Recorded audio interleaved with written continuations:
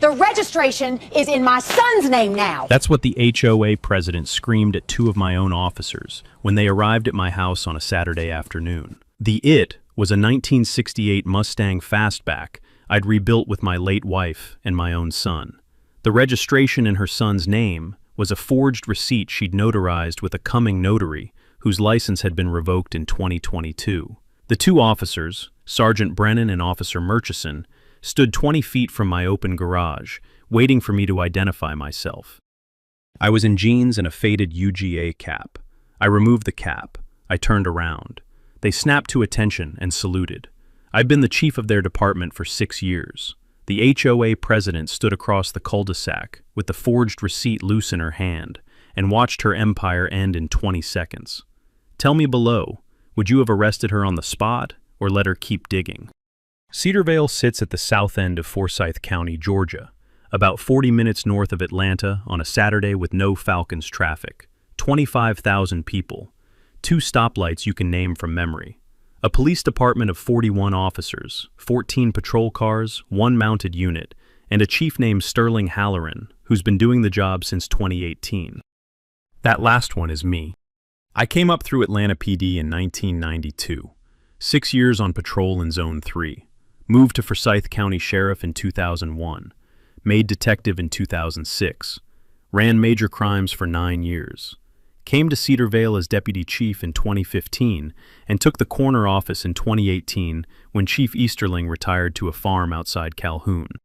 My wife Marguerite passed away in 2019, brain aneurysm. She was 47. She was making coffee. She set the mug down. She sat at the kitchen table. She closed her eyes. She never opened them. The paramedics worked her for 19 minutes. The neurosurgeon at North Fulton told me at 3 in the morning that there had been nothing for him to fix. I drove home at sunrise and sat in the garage and looked at the rusted-out 1968 Ford Mustang fastback she'd bought me at Barrett-Jackson in Scottsdale 2 years before. She'd handed me the auction paddle and said, "Sterling, we're buying it. Tate is 12. The two of you need a project." He had been 12. He's 19 now. He starts at the University of Georgia in 2 weeks. We worked on that car together for 4 years in our old garage in Roswell, sanding, welding, rebuilding the 4-speed, dropping in a fresh 289 V8. The pearl white paint was hers. The cherry red interior was Tate's. The brass dash plaque with the date November 18th, 17, for my 2 favorite men, was hers, riveted onto the glove box 4 months before the aneurysm. I sold the Roswell house in 2023 because I couldn't sit on her porch swing anymore. I bought a 4-bedroom in Briarwood Glen Estates in Cedarvale. New construction, brick, pine straw beds, a 2-car garage I painted myself the color of a Coca-Cola bottle. I didn't tell anyone in Briarwood Glen that I was the chief. I wear jeans and a UGA cap on weekends. I drive a 2014 F-150 with the original tailgate dent from a Lowe's parking lot. I keep my badge in my glove compartment. The Cedarvale PD station is 15 minutes east. None of the new neighbors recognized me, and I didn't see a reason to introduce myself with a title. I'd come to Briarwood Glen to be quiet. Marguerite was a quiet person. I was trying to be more like her. Hadley Lockwood introduced herself 2 weekends after I closed on the house. She drove a pearl white Mercedes GLE, the same color as the Mustang in my garage, which she would later tell me was providential. She brought a key lime pound cake from the Publix bakery on a flowered porcelain plate. She wore a coral blouse and white capris and gold sandals.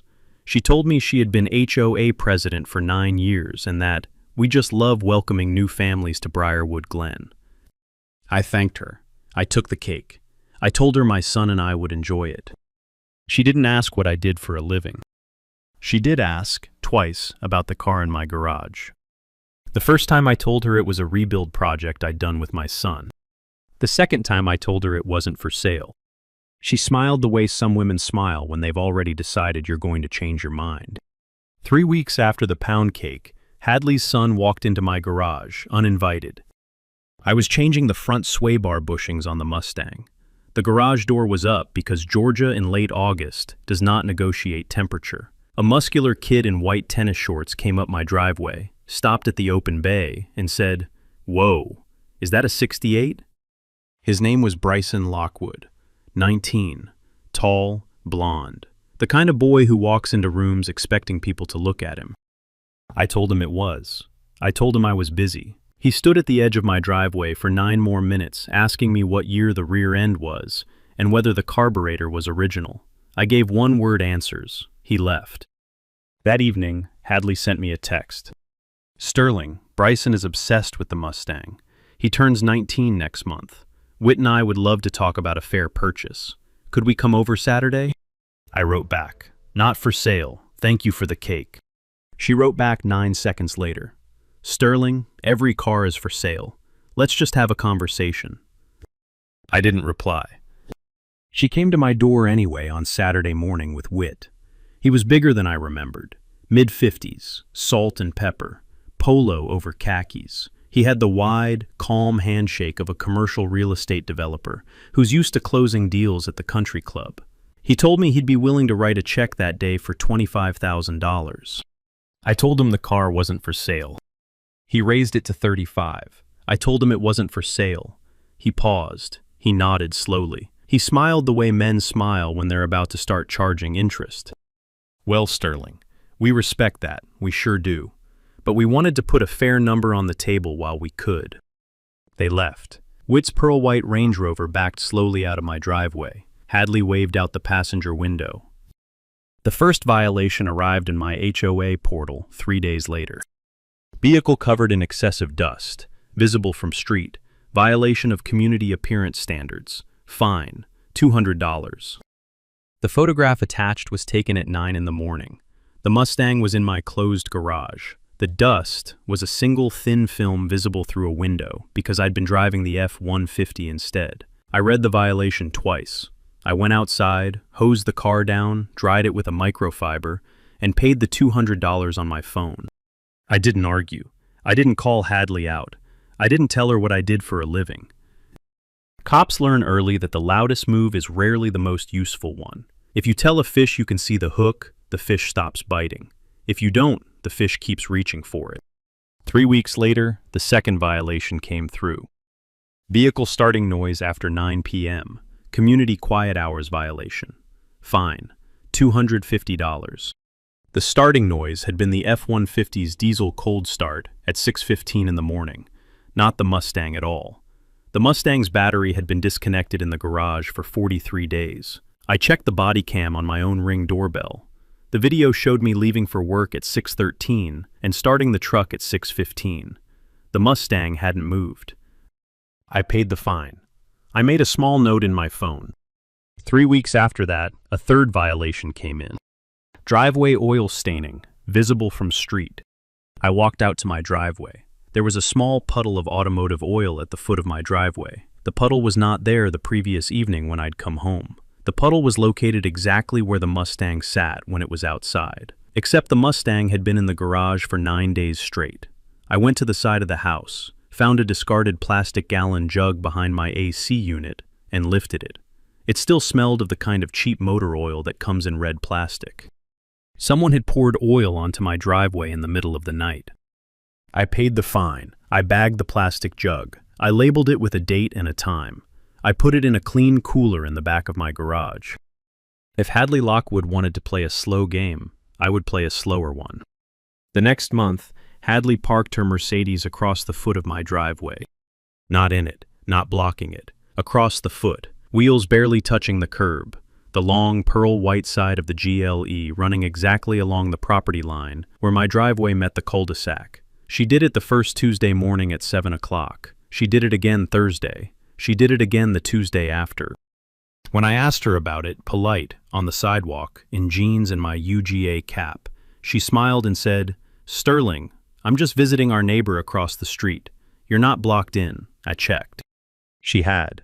The Mercedes was parked exactly the way a closer parks, legally, visibly, just close enough to remind me she was there. The fifth violation arrived 2 days later.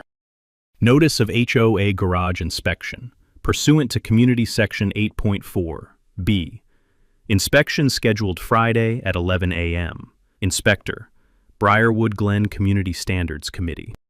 There is no provision in Georgia law that allows an HOA to enter a private garage without consent or a court order. There is, in fact, a long line of Georgia case law that says the opposite. I'd cited it in a deposition in 2014. I knew it cold. Friday at 11 o'clock, 3 men walked up my driveway in matching navy polos. The first one was Hadley's husband's brother-in-law. I'd looked him up the day before. The second one was a day laborer who'd been picked up at the Home Depot on Highway 20. The third one was carrying a clipboard and a digital camera. None of them had a Georgia inspector's license. None of them had a uniform. None of them had identification beyond a name tag printed at home. I stood at the closed garage door with my coffee. Gentlemen, good morning. We're with the Briarwood Glen Community Standards Committee, sir, here to do your scheduled inspection. Are any of you licensed inspectors in the state of Georgia? The clipboard guy blinked. I'm with the committee, sir. Do any of you have a court order? The 3 of them looked at each other. Sir, the HOA bylaws authorize. The HOA bylaws cannot authorize what state law forbids. I'm declining the inspection. Have a fine day. I closed the garage door. I went inside. I made a note in my phone. I called my deputy chief and asked him to quietly run a name check on the 3 men. 2 had Georgia warrants for unrelated misdemeanors. 1 had an active arrest order out of DeKalb County. I didn't tell Hadley. 2 days later, a friend at the Cedar Vale Country Club called me. He told me Hadley had been telling people at her wine night that Sterling Halloran was a sad case, and that the poor widower has clearly been hitting the bottle since his wife died. She'd said it twice. She'd said it loud enough that 2 members at the next table had stood up and left. I thanked my friend. I drank a glass of unsweetened iced tea. That same week, my son Tate came home from his summer job at the Publix on Atlanta Highway and walked into the kitchen wearing his uniform polo and a look I hadn't seen on his face since he was 13. Dad, I just punched a kid at the pool. I set my book down. He hadn't actually punched anyone. He'd been at the community pool, and a board member, a man named Whit Lockwood's golf buddy whose name I didn't know yet, had walked up to him at the snack bar and said, in front of 3 other teenagers, that Tate's father was the talk of the neighborhood for the wrong reasons, and that maybe Tate could be the one to help his old man let go of the past. Tate had set down his Gatorade. He had looked the man in the eye. He had said, "Sir, my father is doing fine. My mother is doing better than fine. And you should ask yourself if you're proud of what just came out of your mouth." Then he had walked away. I told him he had handled it better than I would have at his age. I didn't tell him what I was about to do. The next move was the abandoned vehicle claim. It arrived on October 4th in a registered envelope. Briarwood Glen Estates Homeowners Association versus Sterling Halloran. Notice of abandoned and non-operational vehicle on residential property. The HOA was citing Georgia Code Section 4011-2, abandoned motor vehicles, and threatening to refer my Mustang to the city for impoundment in 30 days, unless I provided proof of current operational status and active road insurance. The Mustang has been on a Hagerty Classic car policy since 2018. It has a valid tag. It runs. The reason the HOA could call it non-operational was because I had been keeping the battery disconnected in the garage to preserve the cells while we finished the chrome work on the bumper, and they had decided that meant the car was dead. I made one phone call. To my friend Owen Pelletier at Hagerty in Traverse City. He emailed me a stamped certificate of current coverage in 11 minutes. I forwarded it to the HOA portal with a 1-sentence cover note. Per attached, vehicle is currently registered, insured, and operational. Please withdraw the notice. The HOA did not withdraw the notice. Instead, Hadley personally drove past my house at 4:30 the following afternoon, when she knew I'd moved the Mustang to the driveway for its monthly run. I'd connected the battery. I'd warmed the engine. I'd taken it down the cul-de-sac twice. She photographed it from the road as I was wiping a streak of pollen off the hood with a microfiber.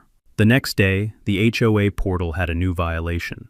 Vehicle visibly disrepair, pollen, surface grime, oil sheen on hood, confirmed photograph attached. The photograph was a high-angle telephoto from 60 feet away. The oil sheen was sunlight on the wax I'd just buffed. A cease and desist letter came 2 days later from a coming attorney whose name I'd seen on a bus bench on the way to work. The letter accused me of continuing community blight and demanded the Mustang be removed from my property within 14 days. The letter had a typo in the second paragraph and listed a Georgia State bar number that, when I checked it, belonged to an attorney who had retired in 2016. I made another note in my phone. That weekend, my son Tate came home from school where he'd been buying a graduation tassel and told me he had run into Bryson Lockwood in the parking lot. Bryson had walked up to him by the back of the F-150 and said, "Bro, just tell your dad to sell the car. My dad's going to make this hurt if he doesn't. It's going to be mine one way or the other." Tate told him to back up. Bryson laughed and walked away. That night, I sat at the kitchen island with Tate. I made him a grilled cheese with the kind of sharp cheddar his mother used to buy at the DeKalb Farmers Market. I poured myself coffee. He poured himself coffee, even though he doesn't really drink it, because that's what we'd been doing the last 6 months when something serious needed to be said. I told him this. "Bud, there is a moment coming. I want you ready for it. I want you calm. I want you observant. I want you to follow my lead and not speak unless I ask you to. Can you do that?" He looked at me a long second. He had Marguerite's stubborn left eyebrow. He nodded once. "Dad, whatever you've got planned, I'm in." I told him about the body cam. I told him about the deputy chief. I told him about Detective Bramwell. I told him exactly how Georgia law treats a false police report. I told him about the sheriff's warrant his godfather had been quietly preparing for 2 weeks. He listened the whole way through. He looked at the Mustang through the kitchen window in the garage at the end of the hallway. He smiled the slow, careful smile his mother had used when she was about to win an argument. "Dad, she really doesn't know who you are, does she?" "No, son, she doesn't." I drank my coffee. The kitchen smelled like sharp cheddar and rain on pine. Somewhere out on the cul-de-sac, a screen door slapped shut. I had been a cop for 32 years. I had seen 1,000 people overreach. The pattern is always the same. They keep pushing until the law shows up, and the law always does. I asked Wynn Mercer in Internal Affairs to do a quiet records pull. Wynn is 46, 21 years on the force. She's the kind of investigator who keeps a paperback Bible and a paperback Constitution on the same shelf, and a small framed photograph of her late father, a retired patrol sergeant in Macon, on the corner of her desk. I asked her to take a discreet look at Hadley Lockwood's history of police interactions with Cedarvale PD and the broader Forsyth County system. She did not ask why. She came back to my office on Tuesday morning with a folder and the look of a woman who had been up late. "Chief." "Sit down, Sergeant." She walked me through it slowly. Hadley Lockwood had filed 12 vehicle recovery complaints with the Cedarvale Police Department over the previous 6 years. Every single one had been filed against a resident of Briarwood Glen Estates. Every single one had named her son Bryson, or one of his friends, as the rightful, registered buyer. None of them had ever resulted in an arrest, because in every case, when officers arrived, the homeowner had either capitulated and surrendered the vehicle, or had hired a lawyer fast enough to make Hadley back off. 4 of the 12 complaints had resulted in homeowners selling vehicles at deeply discounted prices to purchase agreements notarized by a coming notary whose license, Wynn discovered, had been revoked in 2022 for unrelated misconduct. Wynn flipped a page.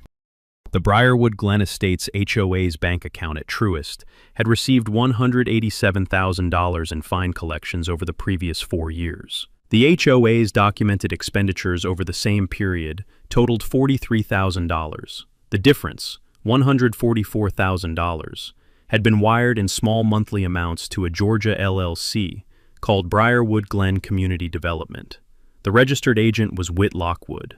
The LLC's stated business purpose was real estate acquisition and improvement within Briarwood Glen Estates. Wynn flipped another page. Briarwood Glen Community Development LLC had purchased 4 distressed properties within the subdivision over the previous 5 years. Each one had been purchased from a homeowner who had received between $6,000 and $14,000 in HOA fines in the year leading up to the sale. Each one had been resold within 14 months at an average profit of $192,000. The Lockwoods were running a slow squeeze. Drive a homeowner into financial pressure with fines, Pressure them with false police reports and vehicle disputes. Buy their home at distressed price through a Shell LLC. Resell at full market. Wynn flipped one more page. The HOA's Community Standards Committee was 3 men. Hadley's husband's brother-in-law, Vance Lockwood, a man named Reno Tarver, who had 2 outstanding warrants in DeKalb County, a man named Dixon Boudry, who had been deported in 2019, returned in 2021, and had no work authorization. None of them held any Georgia inspector's license. All 3 had been allowed into homes in Briarwood Glen Estates by Hadley over the past 2 years. Wynn closed the folder. She set it on my desk. She did not say a word. I looked at the photograph on her desk of her father in his patrol uniform. I looked at the photograph of Marguerite on the bookshelf behind me. I said one sentence. "Sergeant, let's catch them all." Wynn nodded once, solemn, with her chin tucked the same way Tate's did, the same way Marguerite's had. I asked her to keep this quiet. I asked her to walk it across the hallway to Major Crimes. I asked her to bring Detective Holt Bramwell into a conference room at the end of the day. She stood up. She paused at the door. "Chief, one more thing." "Yes?" "Mrs. Lockwood doesn't know what you do for a living, does she?" "No, Sergeant." "Good." She closed the door behind her. Detective Holt Bramwell sat down in my conference room at 5:30 that Tuesday, with a coffee in one hand and a manila folder in the other. Holt is 38, Major Crimes, 10 years on the force. He grew up in Gainesville, served 4 years in the Georgia Army National Guard, and runs marathons in zip codes nobody in Cedarvale visits. He listened to Wynn lay out the pattern. He listened to me explain the Mustang. He listened to the recording of Hadley's voicemail offering $35,000. He listened to a description of the cease and desist letter with the retired attorney's bar number on it. When Wynn was done, Holt closed the folder. He looked at me. "Chief, with respect, you're a party to this case. I can't have you running it." "I know that, Detective. I'm here as a witness, not as the chief. I want this case off my desk and onto yours." "Then I want to do this right. I want a warrant package by Friday. I want Sheriff Thrasher's office involved, because the LLC and the husband's commercial property cross jurisdictions. I want the DA in on the false report charges from day one. And I want at least one documented attempt by Mrs. Lockwood to act on her scheme before we move." I called Cassandra Pickering at the Forsyth County District Attorney's office that night. Cassandra had been the assistant DA on 3 of my cases back in my Major Crimes days. She'd made DA in 2022. She picked up on the second ring. She listened. She did not interrupt. When I finished, she said one sentence. "Chief, I've been waiting for a case like this in Briarwood Glen for 2 years. We had 3 quiet civil settlements with that HOA last year. Nobody ever pressed." "I'll press." "Then let's build it the right way." Sheriff Buford Thrasher was a harder phone call. Buford and I had known each other since the Roswell precinct in the 90s. He's 6'5", 62, drives a 1994 GMC Sierra to work because he doesn't trust new trucks. I told him what I needed. He told me he'd have a search warrant for the Lockwood residence and Witt's commercial real estate office prepared by Thursday afternoon. He told me he'd have 3 deputies on standby for execution.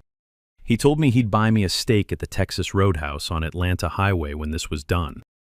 I drove home that Wednesday night and walked to the garage. Tate had just finished waxing the Mustang's hood. The brass dash plate caught the overhead halogen. I touched the rivets Marguerite had set with her own thumbnail in 2017. The next morning, I issued a press release through the Cedarvale Police Department's public information officer. The release announced the 2nd annual Forsyth County Restored Classics Showcase at the coming fairgrounds, sponsored by Cedarvale PD's Youth Outreach Division. The showcase was scheduled 6 weeks out. The release included a photograph of 3 restored cars participating in the event, one of which was my 1968 Mustang Fastback, photographed in my garage, with the Briarwood Glen Estates monument visible in the soft background of the shot. I knew Hadley read the Forsyth County News. I knew Hadley subscribed to Cedarvale PD email updates because all Briarwood Glen residents did. I knew she would see that photograph by Thursday morning. And I knew exactly what a woman like Hadley Lockwood would do when she saw the car she'd been trying to take from me publicly showcased by the same police department whose dispatch line she'd been hoping to weaponize. She would move faster. She would file the false report sooner. She would make her mistake on a timeline I could control. The takeaway is simple. The fastest way to catch a person who only acts in private is to give them a public reason to act in public. I told Tate the plan over chicken thighs and rice on Thursday night. He listened the whole way through. He asked one question. "Dad, where do you want me Saturday?" "Upstairs window, phone camera. Don't come down unless I call your name twice." He nodded. He cleared the plates. He went up to his room. I heard him close his door and call his best friend on speaker. He used the same low, calm voice his mother used to use to settle a litter of rescue kittens. I sat on the back porch in the cool October air and looked at the moon over the long-leaf pines. Hadley Lockwood would call dispatch on Saturday at 1:47 in the afternoon. I would be ready by 1:30. The press release ran in the Forsyth County News on Thursday morning. By Thursday evening, Hadley Lockwood had made 4 mistakes. The first arrived in my mailbox in a beige envelope. A formal HOA lien, $12,400 in cumulative fines, late fees, community remediation surcharges, and vehicle compliance penalties. The lien was filed with the Forsyth County Clerk of Court. Whit Lockwood's signature was on the cover page as treasurer. I forwarded the lien to Cassandra at the DA's office. She forwarded it to the clerk. The clerk called Hadley's HOA office Friday morning to inform her that the lien was procedurally invalid under the Georgia Property Owners Association Act because the HOA had failed to provide statutory 30-day pre-lien notice. The lien was withdrawn within an hour. The clerk's office sent me a stamped copy of the withdrawal. The second mistake arrived on Friday at 1 in the afternoon. A Forsyth County code enforcement inspector knocked on my door. Polite, apologetic. He'd received an anonymous complaint that the property at my address was in significant disrepair and constituted a public nuisance under Georgia Title 41. He walked the perimeter. He looked at the pine straw beds I'd raked the previous Sunday. He looked at the painted garage. He looked at my hostas. He went to his truck. He came back. He had a no violation observed report in his clipboard. "Chief, I'm sorry for the visit. I owed it to the complaint to walk it. Have a good afternoon." He drove away. The third mistake came on Friday afternoon in the form of a next-door post written by Hadley herself. The post described, without naming me, a resident who had been showing off his vehicles publicly to provoke neighbors, and who was openly disregarding HOA leadership requests. The post invited residents to attend a special HOA meeting Saturday at 6 in the evening to discuss concerning patterns of community disruption. 47 residents commented. I screenshotted the post. I sent it to Holt. Holt added it to the manifest. The fourth mistake was the one she did not see coming. That night at 9:15, my son Tate's phone rang. The caller was Caspian Wells, Tate's friend from Lambert High School. Quiet kid, plays trumpet in marching band. Caspian had been one of Bryson Lockwood's casual friends from the country club pool. Tate took the call in the kitchen. I was at the counter with a cup of decaf. I could only hear Tate's side of the call. "Hey, Cass." "Uh-huh. Wait, what? Slow down. Who did? Say that again?" "Cass, are you serious?" No, I won't say anything. Cass, you should call my dad." He looked at me. "Dad, Caspian needs to talk to you." Caspian Wells was a 16-year-old boy with a wavering voice and a steady moral compass. He told me, in pieces, that Bryson Lockwood and Hadley had sat him down at the Lockwood Kitchen Island that afternoon and asked him to sign a witness statement on a typed document that said he had been present when Sterling Halloran sold the Mustang to Bryson Lockwood for $35,000 in cash on August 14th of this year. There had been no such sale. Bryson had not paid for anything. The signature on the document was a forgery of mine. Caspian recognized it because his father had been a notary in Cumming for 22 years, and Caspian had grown up looking at signatures. Caspian had refused to sign. He'd told Hadley he had to go home for dinner. He'd called Tate the moment he got into his car. I asked him 3 things. Was he willing to come to the station tomorrow morning to make a sworn statement to Detective Holt Bramwell? He said yes. Did he know if anyone else had signed the document? He said yes, Bryson had signed. Bryson's girlfriend Cassidy had signed. Did he know what Hadley was planning to do with the document? He said, Mrs. Lockwood said she was filing a stolen vehicle report tomorrow afternoon. I thanked him. I hung up. I looked at Tate. He looked at me. I said one sentence. She just gave us the exact time. I called Holt. I called Cassandra. I called Sheriff Thrasher. The warrant package was filed at 4 in the morning. The trap was set for 1:47 the next afternoon. Saturday morning came in soft and cool, the way an October morning in North Georgia comes when the front has just pushed through. The light was the color of honey. The longleaf pines smelled clean. A cardinal sat on the mailbox at the end of the driveway and did not move when I walked out for the paper. I had been up since 5. Tate came downstairs at 7:30 in pajama pants and a UGA hoodie. He poured himself a glass of orange juice. He sat at the kitchen island where his mother used to grade her chemistry homework. He looked at me. Dad, you sleep at all? Not really. You okay? Yeah, bud, I'm okay.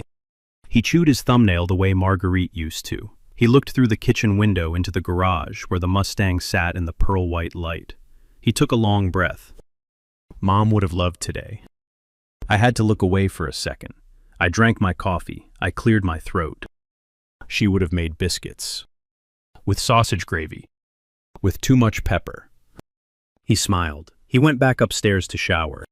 I spent the morning doing exactly what I would have done on a normal Saturday. I drank coffee. I read the paper. I checked my email. I texted Holt at 9. He confirmed Caspian's sworn statement had been notarized at 8:15 and added to the warrant. He confirmed Sheriff Thrasher's deputies were posted 3 streets over starting at noon. He confirmed Wynn Mercer would be parked in an unmarked Crown Victoria on the corner of Briarwood Glen Drive and Magnolia Trace from 1:30 onward. He confirmed my body camera was paired with the central server at the station. He confirmed 2 officers from the day shift, Tucker Brennan, Sergeant, and Lane Murchison, Rookie, were the next 2 units in the dispatch queue for vehicle recovery calls within the Briarwood Glen zip code. He confirmed they did not know anything. At 11 o'clock, I went into the garage. I lifted the bay door. I rolled the Mustang halfway out into the driveway. Front end pointed at the cul-de-sac, the way I'd been doing once a month for 2 years. I connected the battery. I cranked the engine. I let it warm for 6 minutes. I shut it down. I left the hood open. I got a clean chamois and a bottle of detail spray. I knelt at the front bumper and started polishing the grill. I wore jeans, a faded UGA cap, a worn navy t-shirt with a small bleach stain on the left collar from a load of laundry I'd done wrong in 2020. I clipped my body camera into the inside breast pocket of my t-shirt, so the lens peeked out at the top of the fabric. I activated it at 1:30. The red light blinked twice and went solid. Tate came down at 12:45 and went upstairs to his bedroom on the 2nd floor. He opened the window that overlooked the driveway. He set his iPhone on a small tripod his mother had bought him for his 14th birthday. He hit record on the camera. He gave me a thumbs up from the window. I gave him one back. At 1:42, Hadley Lockwood walked out her front door across the cul-de-sac. She wore a coral blouse, white capris, gold sandals, same outfit as the pound cake day. She had a manila folder in her left hand. Bryson followed her, taller than her by half a foot, wearing tennis shorts and a polo. He had a printout in his hands. Hadley walked to the foot of her own driveway. She stopped. She crossed her arms. She was facing my driveway directly. She wanted to be seen. At 1:45, I saw the dispatch ping on my phone over my wristband notification. I had cloned the feed. I watched a single line of text scroll across. CVDSP, Vehicle Recovery, 4815 Briarwood Glen. Caller reports stolen Mustang. At 1:47, 2 units acknowledged. C12, Brennan. C19, Murchison, en route. I went back to polishing the grill. I did not look up at Hadley. I did not look up at her son. I did not look at the upstairs window where my own son was filming. I just polished the chrome the way my wife had taught me to polish the chrome. In long, slow circles, from the center outward, the way she'd shown me on her father's 1957 Chevy in the summer of 1996. At 1:54, a Cedarvale patrol unit turned into the cul-de-sac.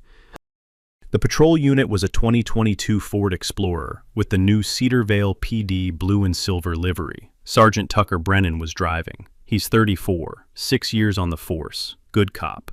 Lane Murchison was in the passenger seat, 23, out of the academy 14 months. The unit rolled at 5 miles an hour up the cul-de-sac and stopped 20 feet from my driveway.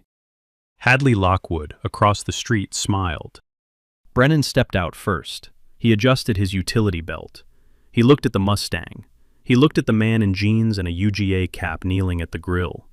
He started up the driveway. Murchison followed 2 paces behind him with his thumbs hooked in his belt. "Sir, Cedarvale PD, we have a report of a stolen vehicle at this address. Can you stand up and identify yourself?" I set down the chamois. I stood up. I turned around. I took off my cap. Tucker Brennan stopped walking. He stopped 2/3 of the way up the driveway, with his right hand floating 6 inches off his sidearm. His face did the thing that faces do when the brain has not yet given the rest of the body new instructions. Then he snapped to attention. Lane Murchison snapped a half-second behind him. Both of them threw a textbook salute. "Chief Halloran, sir." In the corner of my eye, Hadley Lockwood's smile fell off her face like a coffee cup off a table. I walked across the driveway. I held my badge up so the body cam could see it. I returned the salute, slow. "Sergeant Brennan, Officer Murchison, stand at ease. I want you to listen to me carefully." "Yes, sir." "The vehicle behind me is mine. I rebuilt it with my late wife and my son. The complainant standing across the street is the HOA president of this subdivision. She has filed a false stolen vehicle report against me. The receipt her son is holding is a forgery. Detective Holt Bramwell is 2 minutes out. Sheriff's deputies are 3 minutes out. I'm activating my body camera officially now and noting the time on the record as 1:55 and 22 seconds. Sergeant Brennan, you will tape the perimeter. Officer Murchison, you will escort the complainant and her son to the foot of their driveway and request that they remain in place until Detective Bramwell arrives. You will not engage with the complainant beyond directing her to remain. Do you understand?" "Yes, sir." "Then go." Brennan moved. Murchison moved. The two of them walked across the cul-de-sac toward Hadley Lockwood, the way men walk toward something they have just realized they're going to remember for the rest of their careers. Hadley's mouth opened. She closed it. She opened it again. This is, there's been a misunderstanding. My son purchased this car." "Ma'am," Murchison said, politely, "the way the academy teaches you. I need you to stay where you are. We'll get this sorted." Bryson Lockwood sat down on the curb. He held the forged receipt loosely in his hand the way men hold a paper they have just realized was made out of glass. Detective Holt Bramwell pulled up at 1:58 in an unmarked Charger. He stepped out, badge on his belt, federal racketeering warrant in his left hand, an arrest warrant for Hadley Lockwood in his right. He walked across the cul-de-sac at a steady pace. He looked at Hadley. He looked at me. He nodded once. "Mrs. Lockwood, Hadley Marie Lockwood, you are under arrest for filing a false police report under Georgia Code Section 161026, forgery in the first degree under Code Section 1691, conspiracy to defraud, and 24 counts of fraudulent practices in the operation of a homeowners association. Stand up. Place your hands behind your back." The handcuffs went on at 1:59.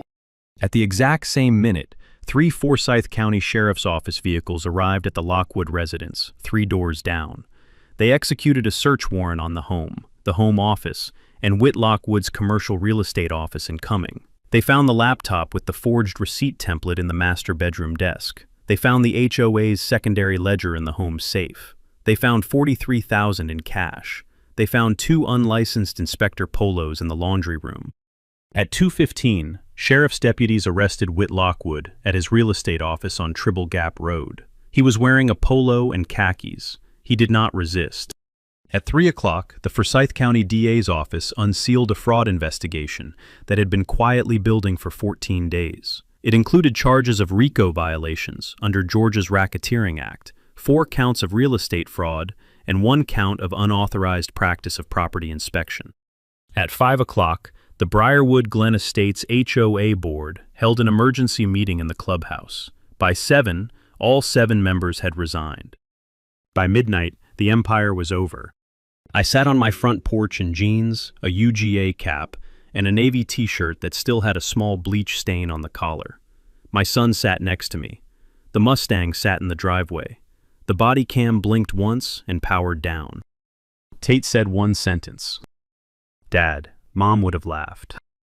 I said, "Bud, she'd have laughed her head off." Hadley Lockwood pleaded guilty on March 11th.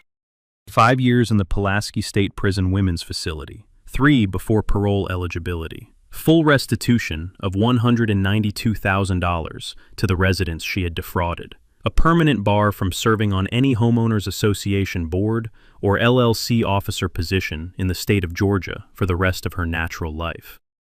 Whit Lockwood pleaded guilty in May to 12 counts of Georgia RICO, 4 counts of real estate fraud, and 1 count of conspiracy.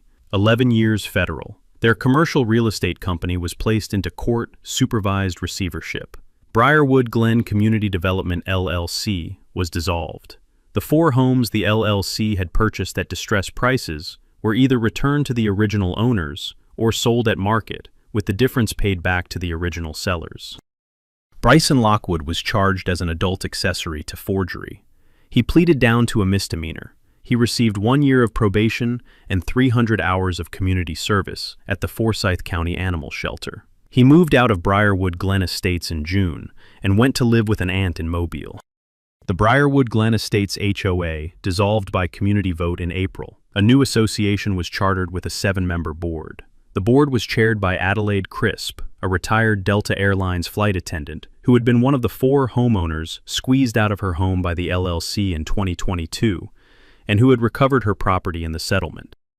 Adelaide insisted on one change to the new bylaws: that no member of the HOA board could simultaneously hold a financial interest in any LLC purchasing property within the subdivision. She got it unanimously.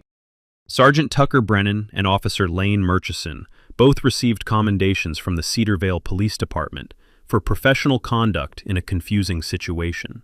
Detective Holt Bramwell received a Georgia Bureau of Investigation citation.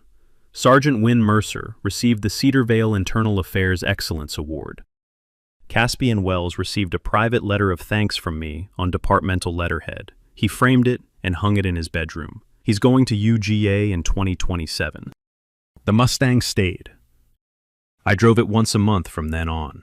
I drove it down the cul-de-sac and up Atlanta Highway and out to the cemetery where Marguerite is buried, parked it at the curb, and sat with it in the driver's seat for an hour the first Saturday of every month, with the windows down and the radio off. In May, the year after the salute, I established the Marguerite Halloran Automotive Trade Scholarship at Forsyth Technical College. It funds 2-year programs in automotive restoration, bodywork, and engine repair for first-generation college students in Forsyth, Hall, and Dawson counties. Tate volunteers as a peer mentor every fall semester. The first apprentice we funded was a young man named Riggs Holcomb, whose father drove a tow truck for 30 years before he was hit by a car on Interstate 985 in 2022. Riggs rebuilt his first carburetor in November. I sent Marguerite's brass dash plaque to a metal shop in Roswell to be reproduced. I sent a copy to every graduating apprentice in the program. The plaque reads, "For my 2 favorite men." Last night, Tate and I drove the Mustang to the diner on the corner of Atlanta Highway and Pilgrim Mill Road. We ate fried chicken and biscuits and gravy at the counter. The window air conditioner rattled. The jukebox played George Strait. The waitress called me sweetheart. Tate ordered a slice of pecan pie and didn't finish it. He never does. We drove home with the windows down. The longleaf pines smelled clean. The Cardinal was back on the mailbox. I'm Sterling Halloran. That was my car. That was my late wife's car.